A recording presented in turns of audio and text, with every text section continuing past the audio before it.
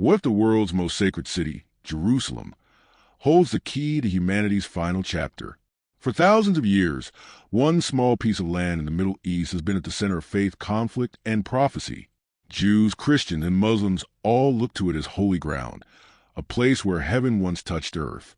But why is this land so fiercely contested? Why has it sparked wars, shaped nations, and ignited passions that refuse to fade? To understand the Israel-Palestine conflict, we have to go back, way back, to the beginning of the story, long before borders, politics, or modern armies. The roots of this struggle reach all the way to the book of Genesis, where God makes a promise to a man named Abraham. God tells him to leave his homeland and go to a land he would reveal, a land known as Canaan, later called Israel. There, God promises to make Abraham's descendants into a great nation. For the Jewish people, this covenant became the foundation of their identity. Abraham's lineage through his son Isaac and grandson Jacob, whose name was changed to Israel, would eventually form a nation that bore that name. Jerusalem became their capital, their spiritual center, and the home of the temple, the heart of Jewish worship. But Abraham had another son, Ishmael, considered the ancestor of many Arab peoples, including the early forefathers of today's Palestinians. Through Ishmael, the Arab world traces its own connection to Abraham and to this same promised land. Centuries later, Islam would honor both Abraham, known as Ibrahim, and Ishmael, remembering their role in building the Kaaba in Mecca. This gives Muslims not only a religious connection to Abraham, but also a spiritual bond to the land where he once walked. And then there are Christians. For followers of Christ, this land is sacred for an entirely different reason. It's where Jesus was born, taught, died, and rose again. Every corner of Jerusalem seems to whisper his story. So within a few square miles lies the spiritual heart of three faiths, and the roots of one of the most enduring conflicts in human history. Long before modern borders, this land was home to the Canaanites, an ancient people who lived throughout what is now Israel, Palestine, Lebanon, and Syria. When the Israelites left Egypt under Moses and entered the Promised Land, the Bible describes their conquest of Canaan and the birth of the kingdom of Israel. But they were not alone. Along the coast lived another people, the Philistines, seafaring warriors whose clashes with Israel became legendary. One of the most famous, the young shepherd David defeating the giant Goliath. Over time, the Philistines vanished from history. Yet centuries later, the Romans resurrected their name. In 70 A.D., after destroying the Second Temple, Emperor Hadrian sought to erase Jewish identity from the region. He renamed Judea as Syria Palestina, deliberately invoking the name of Israel's ancient enemies.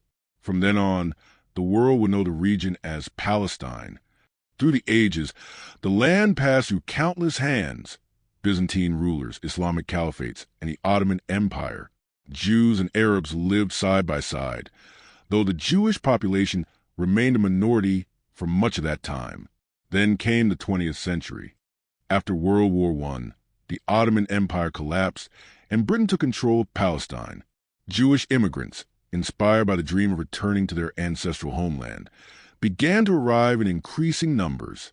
Tensions grew with the Arab population, who had lived there for generations. In 1947, the United Nations proposed dividing the land into two states, one Jewish and one Arab. Jewish leaders accepted, Arab leaders rejected. When Israel declared independence in 1948, war broke out. The Arab-Israeli War left hundreds of thousands of Palestinians displaced in what they call the Nakba, the catastrophe. For the Jewish people, it was the birth of a nation. For Palestinians, it was the loss of their homeland. Since then, the conflict has revolved around the same burning questions. Who owns the land? Who has the right to return? And can two nations ever coexist in peace? The wars that followed, the Six-Day War in 1967, among others, reshaped the map. Israel captured the West Bank, Gaza, East Jerusalem, and the Golan Heights. While Israel calls Jerusalem its eternal capital, Palestinians envision East Jerusalem as the capital of their future state. And that city, Jerusalem, is the beating heart of the entire struggle.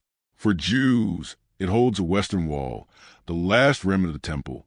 For Muslims, it is home to Al-Aqsa Mosque and the Dome of the Rock, the the third holiest site in Islam, from where the Prophet Muhammad is believed to have ascended to heaven. For Christians, it's the place where Jesus was crucified and resurrected. Few cities on earth carry such immense spiritual weight. Today, the conflict remains painfully unresolved. Israel maintains control over much of the West Bank and blockades Gaza, citing security threats from Hamas. Palestinians in these territories face limited movement, high unemployment, and daily hardships. Gaza, governed by Hamas, endures frequent violence, while the West Bank remains under a complex web of military checkpoints and Israeli settlements. Palestine is recognized by many nations, yet still lacks full sovereignty. Israel stands as a global state, but one constantly at the center of tension, and so the stalemate continues. For believers, this isn't just about politics. It's about prophecy. Many Christians see the events in Israel as part of God's divine timeline. The prophet Zechariah spoke of a day when all nations would turn their eyes toward Jerusalem, describing it as an immovable stone. Some interpret this as a glimpse of the end times, a sign pointing to the return of Christ and the final establishment of peace under God's kingdom. But no matter what one believes about prophecy, one truth remains. Jesus called his followers to be peacemakers. Blessed are the peacemakers, he said, for they will be called children of God. In a world torn by centuries of division, maybe the greatest act of faith isn't taking sides, but praying for both, for Israelis and Palestinians, for Jerusalem, for peace in the land that has known so little of it. The Israel-Palestine conflict is more than a territorial dispute. It's a battle over identity, faith, and history. But above it all stands the hope that one day, the city known for war will finally live up to its name, Jerusalem, the city of peace.